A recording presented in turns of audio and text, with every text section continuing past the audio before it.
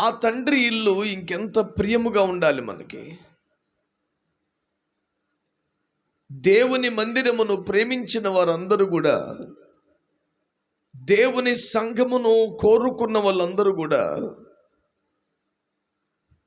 మందిరములో నాటబడిపోయారు అని, మందిరములో ఏకంగా నివసించేశారు అని బైబిల్ గ్రంథములో మనం చూస్తాం. నీ మందిరమునందు నివసించువారు ధన్యులు అంటూ కోరో కుమార్తెలు పాట రాసి పాడడం కూడా మీరు వినుంటారు. తన పేరు మీద ఒక మహానగరాన్ని నిర్మించుకున్న దావీదు కూడా చిరకాలము యెహోవా మందిరములో నివాసము చేసేదను అని చెప్పడం మీకు గుర్తుండే ఉంటుంది. 84 సంవత్సరాలుగా ఒక్కరోజు కూడా మందిరాన్ని విడిచిపెట్టకుండా మందిరములోనే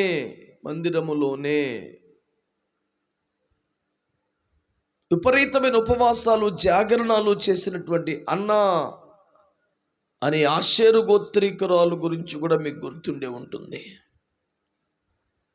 ఇవన్నీ మీకు చెప్పడానికి కారణం ఏమిటంటే, వాళ్ళు మందిరానికి వచ్చిపోయిన వాళ్ళు కాదు, వారంతా మందిరములో నివసించిన వారు,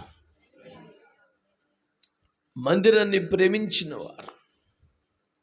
పాత నిబంధన కాలములో దేవుని మందిరానికి ఒకవేళ వెళ్ళినా, ఎంత రాజుగారికైనా ఎంత పెద్దవాడికైనా ఆవరణం వరకే అవకాశం.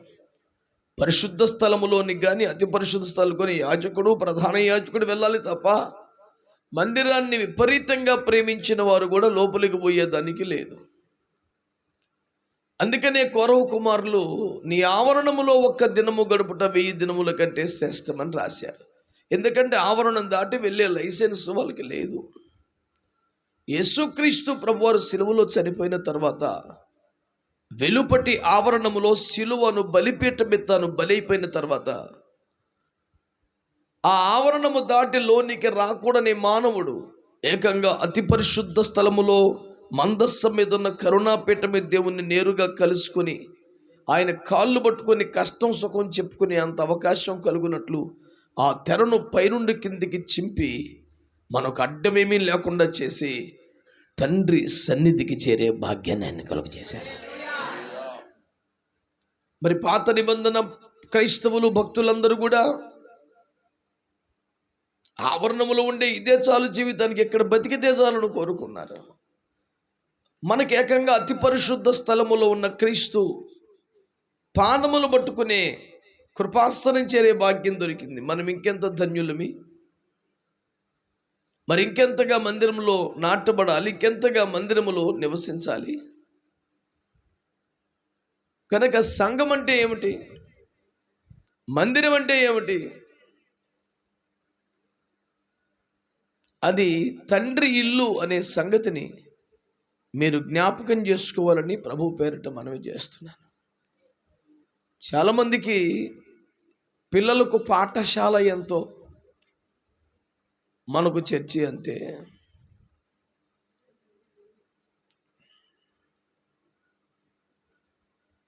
ఏదైనా కష్టం వస్తే, వ్యాధి వస్తే హాస్పిటల్కి వెళ్తాం కదా, అలాగే ఏదన్నా జబ్బు వస్తే, బాగులేకపోతే చర్చికి వెళ్ళడం. ఇలాగ ఏదైనా కష్టం వస్తే, సమస్య వస్తే అప్పుడు మాత్రమే ఆ సమస్య పరిష్కారానికి వెళ్ళే ఒక స్థలముగా దేవుని మందిరాన్ని గురించి చాలామంది ఒక ఆలోచన, అభిప్రాయం కలిగి ఉంటారు. కానీ వాక్యం ఏం తెలియచేస్తుందంటే, ఇది అవసరం వచ్చినప్పుడు, కష్టం వచ్చినప్పుడు వచ్చిపోయే స్థలం కాదు, ఇది మన తండ్రి ఇల్లు అని వాక్యం ద్వారా ప్రభు చెబుతుంది. కనుక సుఖ దుఃఖాలలో, వ్యాధి బాధలలో, కష్ట నష్టాలలో అన్నింటిలోనూ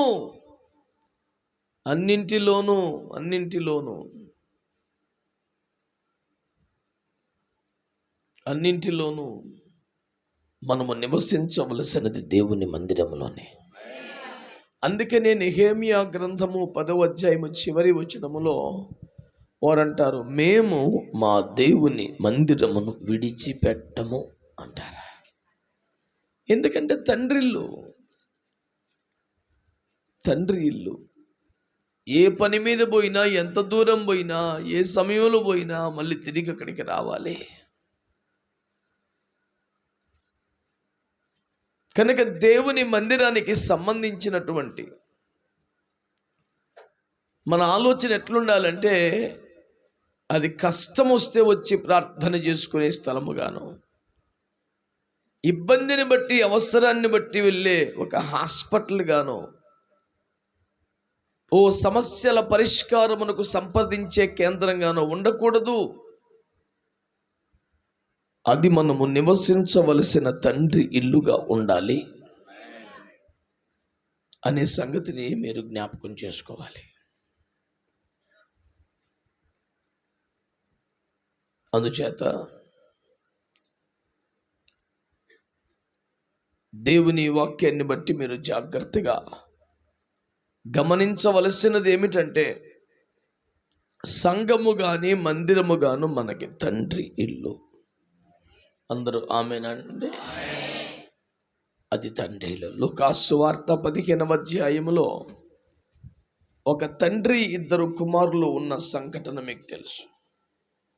అందులో చిన్న కుమారుడు తన వాటాకు రావలసిన డబ్బులు, ఆస్తి ఇమ్మని మరియు తండ్రి ఇంటిని విడిచి స్నేహితులతో దూర దేశమునకు వెళ్ళాడని, దుర్వ్యాపారము వలన అతనంతా పాడయి తిరిగి వచ్చాడని దేవుని వాక్యములో మనము చూస్తాం. ఇప్పుడు మీరు చదువుకునే పని ఏమి లేదు, కానీ నన్ను చూస్తా వినండి. పెద్ద కుమారుడు తండ్రి ఇంటిలోనే ఉన్నాడు, చిన్న కుమారుడు మాత్రం స్నేహితులతో అట్లా కొంచెం సరదా పడదామని పోయి మళ్ళీ వచ్చాడు. అయితే స్నేహితులతో సరదా ఉండవచ్చునేమో, కానీ తండ్రి ఇంటిలో సంతోషం ఉంది.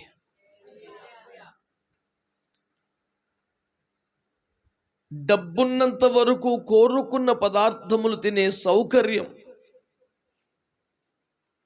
స్నేహితులతో ఉండవచ్చునేమో, కానీ ఎప్పటికీ తరగని ప్రేమ వాత్సల్యం తండ్రి ఇంటిలో ఉన్నది. దేవుని బిడ్డలారా, అతను నా తండ్రి ఇంట పనివారు సైతం, కూలివారు సైతం సమృద్ధిగా అన్నము తినుచున్నారు, నాకు ఇక్కడ ఆహారం లేక అలమటిస్తున్నాను, నేను ఎందుకు ఇక్కడ ఉండాలి, నేను వెళ్ళిపోతాను అని అతడు అనుకోవడాన్ని మీరు చూస్తారు. మీరు గమనించండి, కనాను దేవుడు కోరుకున్న, తన ప్రజలకు వాగ్దానం చేసిన దేశం. ఐగుప్తు దేవునికి ఇష్టము లేని దేవ విరోధమైన ప్రాంతం. అయితే పాలు తేనెలు ప్రవహించాల్సిన సస్యశ్యామలమైన దేవుడు కోరుకున్న కనానులోనేమో కరువు వచ్చింది. దేవునికి అస్సలు ఇష్టము లేని దేవ విరోధమైనటువంటి ప్రాంతముగా, విగ్రహారాధన కేంద్రముగా గుర్తింపబడిన ఐగుప్తులోనేమో ఆహారం ఉన్నది. అదేమిటి? కనానులో కరువు ఏమిటి? ఐగుప్తుల ఆహారం ఏమిటి అని మీరు చూస్తే, యోసేపు ఐగుప్తులోనికి అమ్మివేయబడ్డాడు గనుక, యోసేపు దేవుని ఏర్పాటులో ఉన్న వ్యక్తి గనుక, యోసేపు ద్వారా దేవుడి ప్రణాళిక నెరవేరాలని దేవుడు అతనికి బయలుపరిచి ఉన్నాడు గనుక,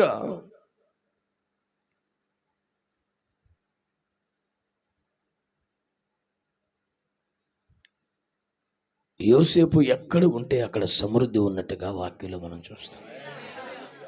అతను ఐగుప్తు వచ్చాడు, ఐగుప్తులో సమృద్ధి. పోతీఫర్ ఇంటికి వెళ్ళాడు, అతని ఇంటికి ఆశీర్వాదం. ఫరో ఇంటికి వెళ్ళాడు, అతనికి దీవెన.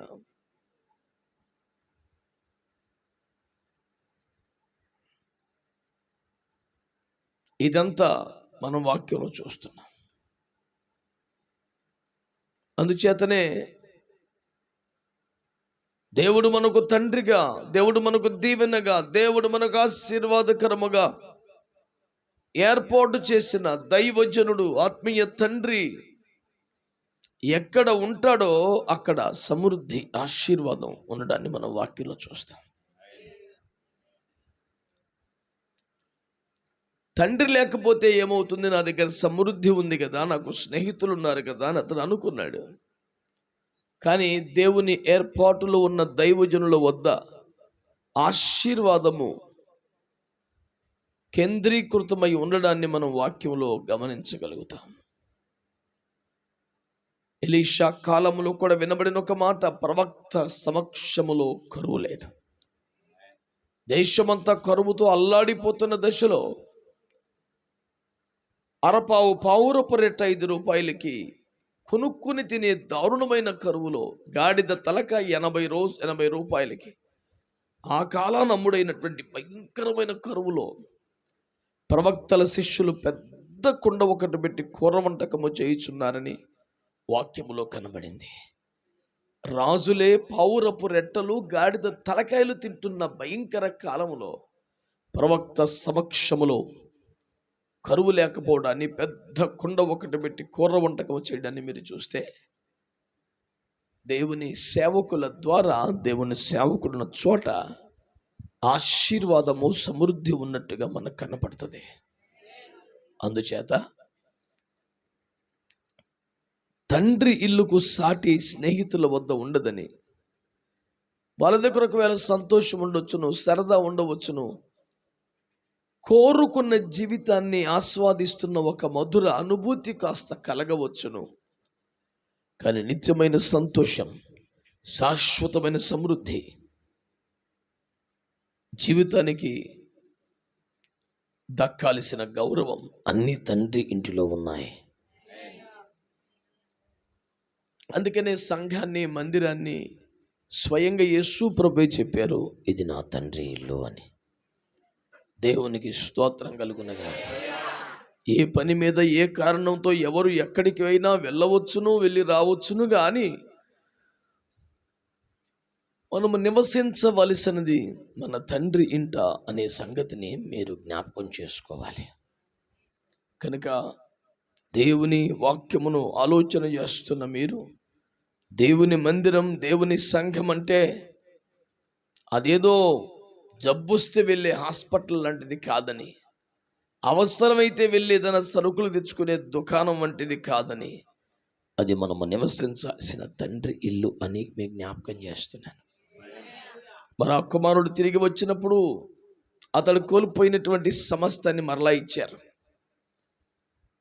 అతనికి వస్త్రము, ప్రశస్త్రమైన వస్త్రం తొడిగి, ఉంగరమును తొడిగి, చెప్పులు తొడిగి 10 మందిలో మళ్ళీ రాకుమారుడు, యజమానుని కుమారుడు, మా చిన్నయ్య గారు అని అందరూ గౌరవించేలాగా మళ్ళీ తయారు చేశారు.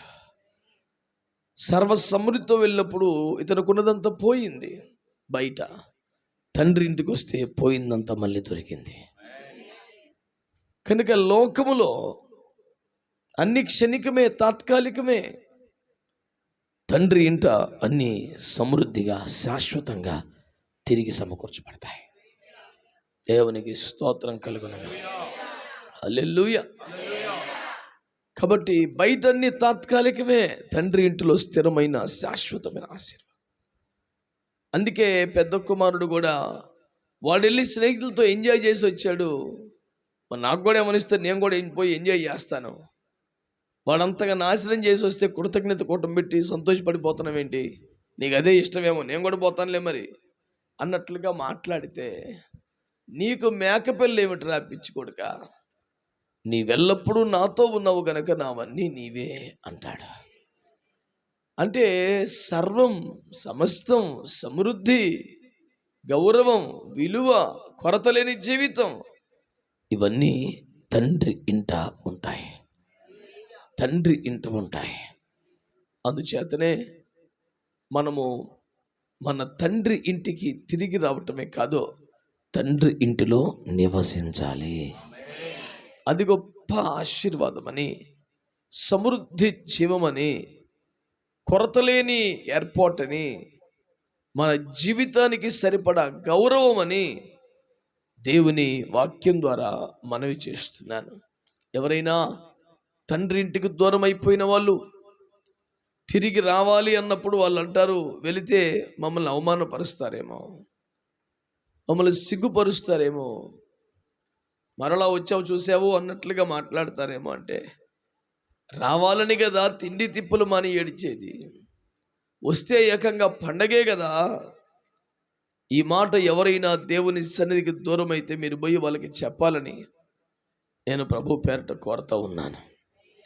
నీ రాక కొరకే ఎదురు చూస్తున్నాము, నీ వస్తే ఏకంగా పండగే, నీ స్థానము నీదే, నీ గౌరవం నీదే అనే శుభవార్త మనము చెప్పవలసి ఉన్నది.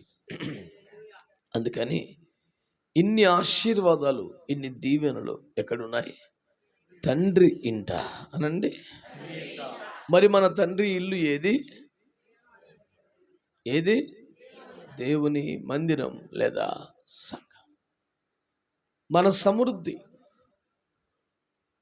మన శాశ్వతమైన సంతోషం, మన ఆశీర్వాదం ఇవన్నీ కూడా తండ్రి ఇంటిలోనే ఉన్నాయి.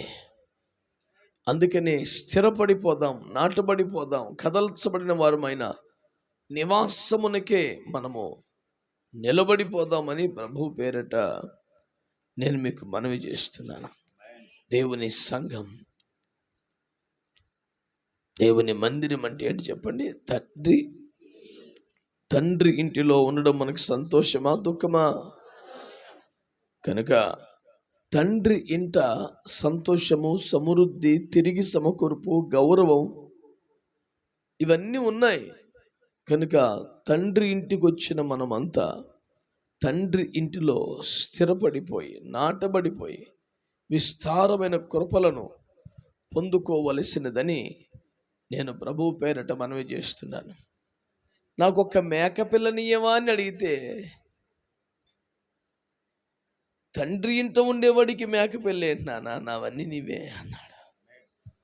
ఏదో ఒక దీవెన నువ్వు ఆశపడుతున్నావేమో, ఏదో ఒక సమస్య పరిష్కారం అయితే చాలే బాబు అనుకుంటున్నావేమో. కాదు, ఆయనవన్నీ నీవే.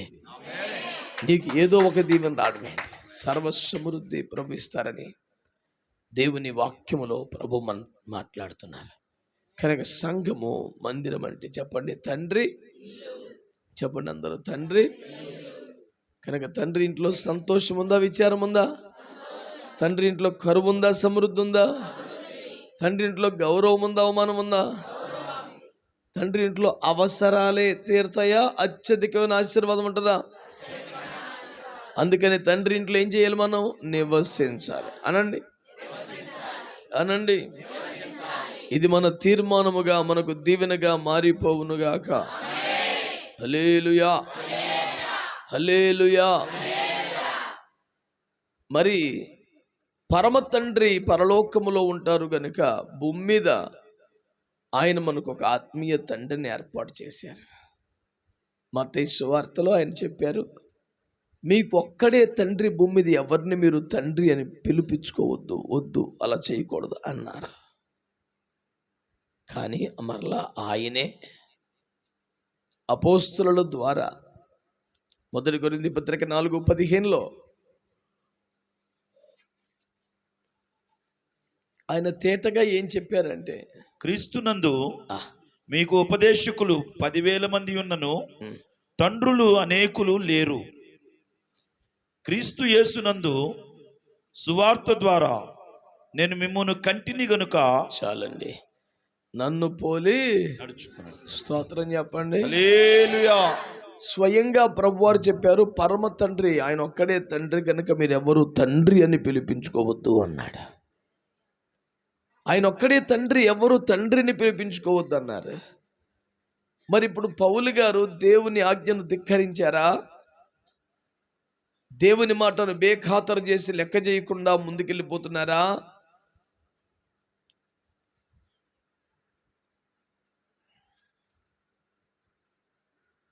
ఆయన స్పష్టంగా చెబుతున్నారు, నేనే తండ్రిని అన్నట్టు కాదు, కానీ ఆయనే తండ్రి, కానీ నాకు ఆ స్థానములో నిలబడే ఒక బాధ్యత అప్పగించారు అన్నారు. మీరు చూస్తే వాక్యములో ఏమున్నది? క్రీస్తునందు మీకు ఉపదేశకులంటే ప్రసంగికులు, బోధకులు 10,000 మంది ఉన్న తండ్రులు అనేకులు, నేను క్రీస్తునందు సువార్త ద్వారా మిమ్మల్ని కంటిని కనుక నేను తండ్రిని అవుతాను అని చెప్పి అంటారు ఆయన. మొదటి తెస్సలోనికి 2:7 స్తన్యమిచ్చు తల్లి తన సొంత బిడ్డను గారవించినట్లుగా మేము మధ్యలో సాధువులమై ఉంటుమన్నాడు.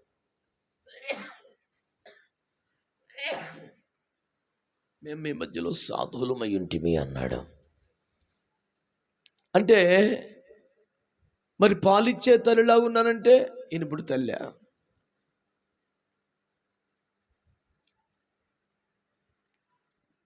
అది స్త్రీ స్థానము కదా. దైవజనుడు ఎలా తీసుకున్నాడు? అది కేవలం ఇందాకైనా ఇప్పుడు నేను చెప్పేది ఒక బాధ్యత మాత్రమే. హల్లెలూయా. కనుక పరమ తండ్రి తన ప్రతినిధిగా తన పక్షంగా సంఘములో సువార్త ద్వారా మనల్ని దేవునిలో తిరిగి జన్మించుటకు మనల్ని కనుటకు సేవకుడిని వాడుకుంటాడు. కనుక ఆ సేవకుడు మనకు తండ్రి. అంతేకాదు ఒకవేళ తండ్రి చనిపోతే మనకు సువార్త చెప్పి రక్షణ వచ్చిన దైవజనుడు మహిమలోకి వెళ్ళిపోతే ఇంక మనం తండ్రి లేనట్టుగానేనా అంటే వాక్యం చెబుతుంది, స్తన్యమిచ్చే తల్లి తన సొంత బిడ్డను గారవించినట్లుగా మేము ఈ మధ్య సాధులమై ఉన్నామంటే ఎవరైతే దేవుని వాక్యం అనే పాల చేత మనల్ని పెంచుతున్నారో వారిని మన తండ్రులుగా గౌరవించి వారికి మనం అప్పగించుకోవాలి. అప్పగించుకోవడం అంటే వారికి ఊడిగించేయమని, వారికి బానిసల్లాగా బ్రతకమని చెప్పలేదే. ఏం చెప్పాడు? మమ్మను పోలి నడుచుకోండి. వినండి, ఎవరి ప్రసంగం వినండి, ఏ వాక్యమని వినండి, తప్పేమి లేదు. వినవచ్చును ప్రసంగికులు 10,000 మంది ఉండొచ్చు, వినొచ్చు. కానీ మనము నడుచుకొనవలసింది, వెంబడించవలసింది, ఫాలో అవ్వవలసింది మాత్రం మన తండ్రిని అని వాక్యంలో రాయబడి ఉంది. దేవునికి స్తోత్రం కలుగునగా. ఆమేన్. హల్లెలూయా, హల్లెలూయా. అపోస్తలుల కార్యములు 3వ అధ్యాయములో శృంగారమున దేవాలయం వద్ద పుట్టింది మొదలుకున్న 40 ఏండ్ల వయసు వచ్చే వరకు కుంటివాడిగా కూర్చుని అందరినీ అడుక్కుంటున్న వాడిని పేతురు యోహానులు ప్రార్థించి యేసు నామములో బాగు చేస్తే వాడు దిగ్గున లేచి నడిచి గంతులు వేస్తూ దేవాలయంలోనికి వెళ్ళాడు. ప్రభుని ఆరాధన చేశాడు. ఆరాధన అయిపోయింది, అందరూ వెళ్ళిపోయారు. కానీ వాడు 11వ వచనంలో వాడు పేతురు యోహానుల పాదములు పట్టుకుని నిలిచి ఉన్నాడంట. కాళ్ళు వచ్చేసినాయిగా. చిన్నప్పటి నుంచి ఎప్పుడు నడవలేని 40 సంవత్సరాల్లో ఇప్పుడు కాళ్ళు వచ్చినాయి. ఎగురుకుంటూ పరిగెత్తి లోకాన్ని చూడొచ్చు కదా. కాళ్ళు వచ్చాక, కాళ్ళు లేనప్పుడే రోజు ఇంటికి వెళ్ళి మళ్ళీ వచ్చేవాడేమో. కాళ్ళు వచ్చాక అతడు అపోస్తలుల పాదములు పట్టుకొని నిలబడిపోయాడు వాక్యం. కనుక మేలు పొందాము, దీవెన పొందాము, రక్షించబడ్డాం, ఉపదేశంలోకి వచ్చాము, సంఘంలో అంటుకట్టబడ్డాం. ఇప్పుడు మనం చేయాల్సిన ముఖ్యమైన పని మన తండ్రిని పోలి నడుచుకోవాలి, తండ్రిని పట్టుకొని ఉండిపోవాలి. దేవునికి స్తోత్రం కలుగునగా. హల్లెలూయా. కాబట్టి దేవుని బిడ్డలారా, ఇది తండ్రి ఇల్లు అనే పాఠాన్ని మీరు చాలా తేటగా తీసుకోవాలని ప్రభు పేరిట నేను మీకు మనవి చేస్తూ ఉన్నాను. అంత మాత్రమే కాదు, ఇది ఏ ఇల్లు అని మనము చూస్తే మత్తయి సువార్త 9వ అధ్యాయం 14-15 వచనాల ప్రకారం అది పెండ్లి ఇల్లు అని ఆయన రాశాడు. సంఘం అంటే, మందిరం అంటే ఏం చెప్పాడు? పెండ్లి ఇల్లు అనండి. సంఘం అంటే, మందిరం అంటే ఏంటి చెప్పండి? అందరూ శిష్యులు ఉపవాసాలు ఉంటారు, నీ శిష్యులు ఉపవాసం ఉంటారు ఏంటి? వాళ్ళకి భక్తి లేదా? నువ్వైనా నేర్పొచ్చు కదా అని ప్రభుని అడిగితే ప్రభు అన్నారు, పెండ్లి కుమారుడు తమతో ఉండగా పెండ్లి ఇంటి వారు ఉపవాసం ఉంటారా? పెండ్లి కుమారుడు కొనిపోబడి దినాలు వస్తాయి, అప్పుడు వాళ్ళు దుఃఖపడతారులే అని చెప్పాడు. అంటే సంఘమును ప్రభు ఏం పోల్చారు అంటే పెండ్లి ఇల్లు అనండి. చెప్పాలి. పెండ్లి ఇల్లు ఎలా ఉంటుంది? చాలా సందడిగా, సంతోషంగా, ఏదో పోగొట్టుకున్నట్టు, సమస్తాన్ని కోల్పోయినట్టు, ఉసిరోమని వచ్చి కూర్చొని ఆమెను చెప్పగానే వెళ్ళిపోయినట్లుగా ఉండకూడదు. సందడిగా, సంతోషంగా దేవుని సన్నిధిలో మనం గడపాలి. హల్లెలూయా, హల్లెలూయా. నేను సరదాగా ఓసారి మా చర్చిలో చెప్పాను, స్కూల్ పిల్లలైతే స్కూలు వదిలేస్తే హ్యాపీగా ఎగురుతూ గంతులేసి వెళ్ళిపోతారు. దేవుని పిల్లలైతే మందిరానికి వస్తే ఎగురుతూ గంతులేస్తూ వస్తారు అని. దేవునికి స్తోత్రం. లోకానికి మనకి ఇంత వ్యత్యాసం ఉన్నట్లుగా మనం గుర్తించాలి. మందిరం అంటే, సంఘం అంటే తండ్రి ఇల్లు అనుకున్నాం. రెండవ మాట పెండ్లి ఇల్లు అనండి. కనుక పెండ్లి ఇల్లు ఎలా ఉండాలి? చాలా సందడిగా, సంతోషంగా, అందరూ ఏదో ఒక పని చేస్తూ కలకల్లాడుతూ కనపడతారు. ఎవరైనా కొద్దిమంది అతిథులు వచ్చి భోజనశాల విందుశాలకు వచ్చి భోంచేసి పోతారు, కానీ ఆ పెండ్లి ఇంటిలో ఉన్నవారు మాత్రం చిన్నపిల్లలైనా వృద్ధులైనా అందరూ ఏదో ఒక పని చేస్తారు. పండు ముసలి వాళ్ళు కూడా తాము కూర్చొని చేయగలిగిన పనులు ఏమైనా ఉంటే తప్పకుండా చేస్తూ సంతోషపడిపోతుంటారు. అది వ్యర్థంగా, తప్పుగా, పిచ్చిగా వారు ఎంచరు. మీకు అర్థమైందా? చిన్నపిల్లలు కూడా ఏదో ఎగురుతా గంతులేస్తా ఏదో చిన్న పని వాళ్ళు చేస్తూనే ఉంటారు. కనుక సంఘము, దేవుని మందిరము పెండ్లి ఇల్లు అనే సత్యం నీకు అర్థమైతే నువ్వేం చేయాలా? ఏదో ఒక పని చేస్తూ సందడిగా, సంతోషంగా ఉండాలి. వచ్చి వెళ్ళిపోయే ప్రేక్షక పాత్ర మనము వహించకూడదు. ఏదో ఒక పరిచర్య, ఏదో ఒక పని చాలా సంతోషంగా, సందడిగా, ఆనందంగా, చిరునవ్వుతో, ఉత్సాహంగా మనం చేస్తూ ఉండాలి. ఒకసారి మా సంఘములో చాలా పెద్ద సభలు ఏర్పాటు చేశాం. ఒక సహోదరుడు అన్ని కూడికలలో పాలు పొందాడు, కానీ ఏ చిన్న పరిచర్య కూడా చేయలే. నేనెంతో బాధపడ్డాను. ఇంత ఉపదేశం విని ఇలాంటి సంఘములో ఉండి బాధ్యత లేకుండా ఉన్నాడు చూడు అని. ఆ కూటాలు అయిపోయిన తర్వాత నాకు వచ్చిన రిపోర్టు, ఏమీ పని చేయలేదని ఆయన కూడా బాధపడ్డాడంట. ఇదేందిరా అని నేను ఎంక్వైరీ చేస్తే, అయ్యా నాకు ఏదైనా ఒక పని అప్పగిస్తారేమో ఎంతో ఆశపడ్డాను. నాకే పని చెప్పలేదు, అన్నీ వాళ్ళే చేసుకున్నారు అని బోరుమని ఏడ్చాడంట. నేను ఆశ్చర్యపోయి ఆయన ఇంటికి పోయి చెప్పాను, ఇట్లా బాధపడ్డా ఉంటే అవునండి అని మళ్ళీ ఏడ్చాడు. అయ్యో పిచ్చి కొడుకు, అది పెళ్లి ఇల్లురా. పెళ్లి ఇంటికి వచ్చిన వాళ్ళందరికీ 2,000 కట్టెలు కొట్టు, 2,000 నీళ్ళు తేని, ఏ బుద్ధున్న సన్నాసి యూజ్లెస్ పిల్లని చెప్తాడురా. ఇంటికి రాగానే వాళ్ళు అతిథి మర్యాదలు చేస్తుంటే మనమే నాకు మర్యాదలు చేస్తున్నామేట్రా. మనం ఇంటి వాళ్ళం, నేనేం బయట వాళ్ళనా, నాకేంటి మర్యాదలు చేస్తున్నామని మీద వేసుకొని చెయ్యాలి ఏదో పని. నేను చెబితే చేద్దాం అనుకుంటే కూలి వాళ్ళకైతే చెప్తాంరా, పనులు ఈ పని చేయి ఆ పని చేయని. సొంతోడికి ఏం చెప్పేది అన్న. నాకు మబ్బిడిపోయింది, ఈసారి చూసుకో అన్నాడు. నిజంగానే ఈసారి అన్నీ ఏం చెప్పకుండానే తను చేయగలిగినవని చేశాడు. అది పెండ్లిల్లు కదా, గమనించుకొని మనం ఏం చేయగలమో అదే చేయాలి. ఖచ్చితంగా అందరు ఈ పనే చేయాలని రూల్ ఏముంది? వచ్చిన బంధువులందరూ కూడా వంట చేయాల్సిందే. మేలకాడ వండుకుంది ఎంటలా అని అన్నాం అనుకోండి, ఇక అసలు ఆ పెళ్ళి ఎవడైనా తింటాడు. ఇక ఎవరం ఏం చేయగలమో అదే. అది ఏ ఇల్లు కాబట్టి మనందరము ఆ ఇంటి వాళ్ళం అయితే, ఇంటి సభ్యులం అయితే మన మనసు ఎట్లుండాలి? ఏదో ఒక పని చేసే మనసు, ఏదో ఒక పని చేసే మనసు ఉండాలి. అందుచేత దేవుని సేవకునిగా నేను మీతో మాట్లాడుతున్న ఒక సత్యాన్ని గమనించండి.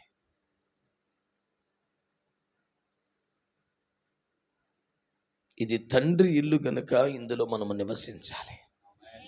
ఇది పెండ్లి ఇల్లు గనక ఆనందంతో, సంతోషంతో, స్వచ్ఛందంగా ఏదో ఒక పని మనం చెయ్యాలి. హల్లెలూయా, హల్లెలూయా. అలాగే దేవుని బిడ్డలారా, మరొక మంచి మాట మీకు జ్ఞాపకం చేస్తాను, శ్రద్ధగా మీరు ఆలకించమని కోరుతా ఉన్నాను. రెండవ తిమోతి పత్రిక 2వ అధ్యాయం 20వ వచనములో గొప్ప ఇంటిలో వెండి పాత్రలు, బంగారు పాత్రలు, ఘనతకు కొన్ని, ఘనహీనత కొన్ని ఉంటాయి. ఎవడైనను వీటిలో చేరక తను ప్రత్యేకపరుచుకుని పవిత్ర పరుచుకుని ఎడల యజమానుడు వాడుకొను అర్హమైన పాత్రగా ఉంటాడు అని చెప్పాడు.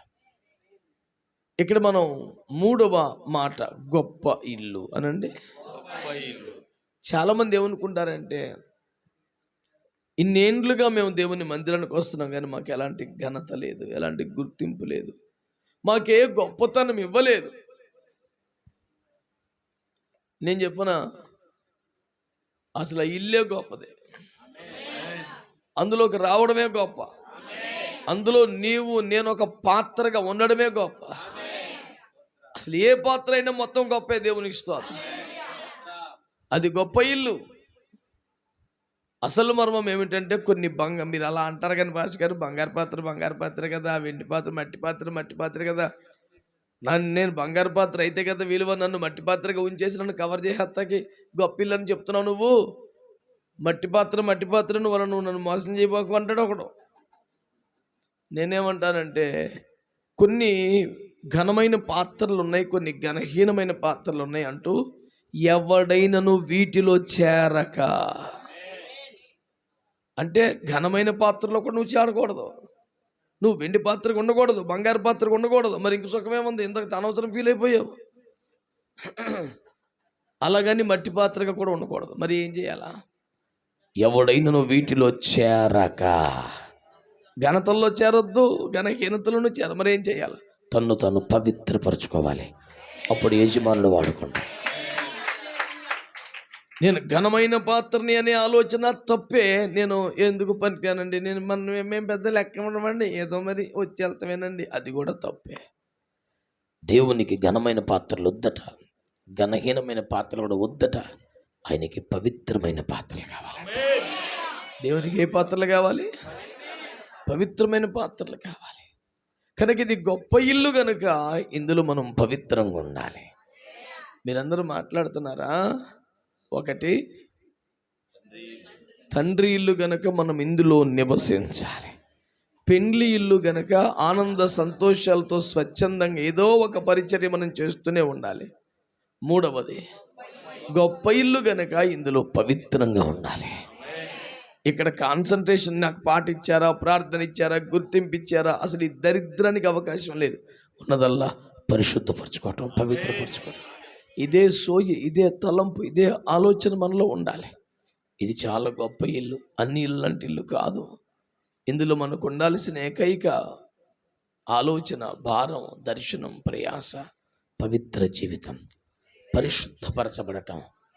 ఇంతకు మించి ఇంకేమి కూడా ఇందులో ఉండకూడదని దేవుని వాక్యం ద్వారా మనం గ్రహిస్తున్నాం. దేవునికి ఒక మంచి స్తోత్రం చెప్పండి. హల్లెలూయా. ఇది గొప్ప ఇల్లు, ఇది గొప్ప ఇల్లు. పరిశుద్ధతే కీలకం, పరిశుద్ధతే కీలకం. దేవునికి స్తోత్రం కలుగును. ఇంకొక మాట మీ జ్ఞాపకం చేస్తాను.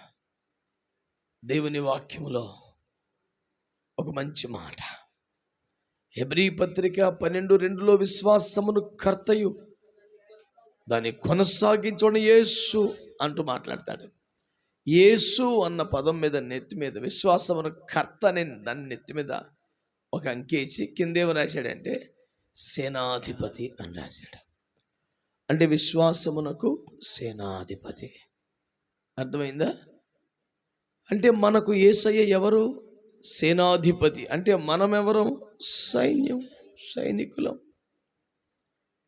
కాబట్టి హెబ్రీ పత్రిక 12:2 ప్రకారం ఇది ఒక సైనిక శిక్షణ శిబిరం. ఆమేన్. ఇది సైనిక శిబిరం. ఇది కనుక మనం ఏం చేయాలి? ఇక్కడ యుద్ధములు చేయాలి, పాపముతో పోరాడాలి, దుష్టాత్మలతో పోరాడాలి, అబద్ధ బోధలతో పోరాడాలి, సువార్త విశ్వాసపక్షముగా పోరాడాలి, శరీర కార్యములతో పోరాడాలి. కనుక దేవుని బిడ్డలారా, ఇది ఒక సైనిక శిబిరం. మనం ఇందులో సైనికులం.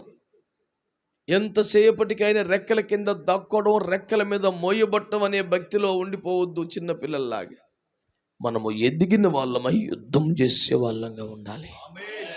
ఇది ఒక సైనిక శిబిరం.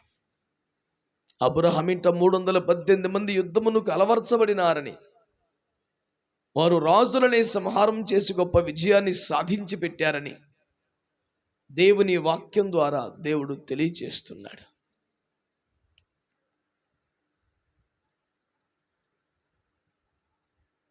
దేవుని గ్రంథాన్ని మీరు పరిశీలన చేయండి. ప్రభు తన వాక్యం ద్వారా ఈ రీతిగా మాట్లాడుచున్నాడు.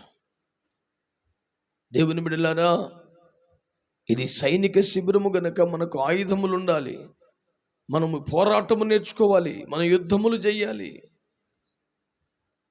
సువార్త విశ్వాస పక్షముగా అపోస్తుల బోధన కాపాడుకొనుటకై మనము తీవ్రమైనటువంటి పోరాటం చేయాలి. పౌలు గారు అన్నారు, మంచి పోరాటము పోరాడి తిని విశ్వాసమును కాపాడుకుంటుంది. అంటే విశ్వాసాన్ని కాపాడుకోవటానికి కూడా ఒక పోరాటం చేయాల్సి ఉంటుంది. అంత ఈజీ కాదు. లోకము కానీ, శరీరము కానీ, మనుషులు కానీ మన విశ్వాసాన్ని బలహీనపరుస్తారు. అలాంటి పరిస్థితులు వస్తూ ఉంటాయి. మనము తీవ్రముగా పోరాడి వాటిపై గెలవాల్సిన అవసరత ఉన్నదని దేవుని వాక్యం ద్వారా మనం మంచిగా నేర్చుకుంటూ ఉన్నాం. ఎఫెసీ పత్రిక 1:23 ప్రకారం సంఘము శరీరం. సంఘము ఆయన శరీరం. అంటే మనం ఎవరమే? అవయవాలమే. మరి ఏదైనా ఒక అవయవం చచ్చిపడిపోవచ్చా? ఏదైనా ఒక అవయవం నిర్జీవంగా మారిపోవచ్చునా? ఏదైనా ఒక అవయవం పనిచేయకపోతే అది పక్షవాతము గురైంది అంటారు కదా. మరి జీవము గల దేవుని సంఘం అనే శరీరములో నీవు ఒక అవయవము కనుక ఎప్పుడు సమృద్ధి జీవాన్ని కలిగి ఉండాలి. నిర్జీవ క్రియలు, నిర్జీవ స్థితి నీలోకి రాకుండా జాగ్రత్తగా చూసుకోవాలి. మృతతుల్యమైన స్థితి నీలోకి రాకుండా చూసుకోవాలి. దేవుని సమృద్ధి జీవము నీలో నింపబడి ఉన్నట్లుగా చూసుకోవాలి. దేవునికి స్తోత్రం కలుగునగా. యోహాను సువార్త 15 ప్రకారం, లూకా సువార్త 13:6-9 ప్రకారం దేవుని సంఘం అంటే ఒక తోట. అందరు చెప్పండి. ఒక తోట అంటే మనమెవరమి? ఒక చెట్టు, ఒక మొక్క, ఒక తీగ. మరి ఇప్పుడు తోటలో చెట్లన్నీ ఫలించినట్లుగా దేవుడు ఒక తోటమల్ని ఏర్పాటు చేశాడు. అతను కంచె వేశాడు, అతను నీరు పెడుతున్నాడు, అతను చుట్టూ తవ్వి ఎరువు వేస్తున్నాడు, ఫలింపని తీగలను కత్తిరించుచున్నాడు. ఈ పరిచర్యలన్నీ మనము బహుగా ఫలించుట కొరకే అతడు చేయుచున్నాడు. అందుచేత మీరు చక్కగా గ్రహించాల్సింది ఏంటంటే, సంఘ కాపరి ఒక మంచి తోటమాలి. ఫలించే కొమ్మ బహుగా ఫలించినట్టు ఫలింపని కొమ్మలను కట్ చేస్తూ ఉంటాడు. ఈ కొమ్మకి ఫలం లేకపోయినా బలమంతా తీసుకుంటుంది, వేస్ట్ అవుతుంది. దీన్ని కట్ చేస్తే ఆ బలం కూడా ఈ కొమ్మకే వచ్చి ఇది బాగా ఫలిస్తుంది. అందుచేత తోటమాలిని మనము ప్రేమించాలి, గౌరవించాలి, అప్పగించుకోవాలి. ఎందుకంటే చుట్టూ తవ్విన అతడే, కంచె వేసిన అతడే, ఎరు వేసిన అతడే. ఫలించే కొమ్మలు బహుగా ఫలించినట్లు ఫలింపని కొమ్మలను నరికివేసిన అతడే. మొత్తం చెట్టే నరకబడి అగ్నిలో పడే కన్నా ఏదైనా ఒక కొమ్మ నరకబడితే మిగతా బహుగా ఫలిస్తే తండ్రికి మహిమ, మనకు నిత్యములో స్థానం వస్తుంది కదా. కనుక దేవుని సంఘం అంటే అదొక మంచి తోట. అందులో మనము బహుగా ఫలించినట్లుగా కాపరి సేవలకు మనం అప్పగించుకోవాలి. అతడు తవ్వుతున్నప్పుడు సహకరించాలి, అతడు కొమ్మలు కట్ చేస్తున్నప్పుడు మనం అప్పగించుకోవాలి. అప్పుడు మనం బహుగా ఫలిసి దేవుని మహిమ తెచ్చుకుంటాం. ఇప్పుడు అందరు చెప్పండి వరుసగా. సంఘం అంటే, మందిరం అంటే గనుక మనం ఏం చేయాలి? అందులో నివసించాలి. 2, పెండ్లి ఇల్లు కనుక ఏం చేయాలి? సంతోషంగా, స్వచ్ఛందంగా ఏదో ఒక పరిచర్య చేయాలి. 3వది, గొప్ప ఇల్లు గనక స్థానాల మీద దృష్టి పెట్టకుండా పవిత్రత మీదనే దృష్టి పెట్టాలి. 4వది, సైనిక శిబిరం గనక యుద్ధము నేర్చుకోవాలి, దేవుని పక్షంగా పోరాడాలి. 5వది, దేవుని శరీరము గనక జీవము కలిగిన అవయవాలుగా ఉండాలి. ఏడవది, దేవుని తోట గనక తోటమాలి పరిచర్లకు అప్పగించుకొని బహుగా ఫలించడం ద్వారా తండ్రికి మహిమ తేవాలి. 7 అనుభవాల్లో మీరందరూ ఉండాలని, నేను కూడా ఉండాలని ఆశపడుతూ దేవుని పరిశుద్ధాత్మ చేతులకు, మనల్ని ఫలించుటకు నియమించబడ్డ దైవజనుల చేతులకు అప్పగించుకోవాలని నా మాటలు ముగిస్తున్నాను. దేవుడు మనందరినీ, ఈ సంఘమును, సేవకుని, ప్రతి బిడ్డను ఆశీర్వదించునుగాక. ప్రార్థన చేసుకుందామా? తల వంచి కళ్ళు మూసుకోండి.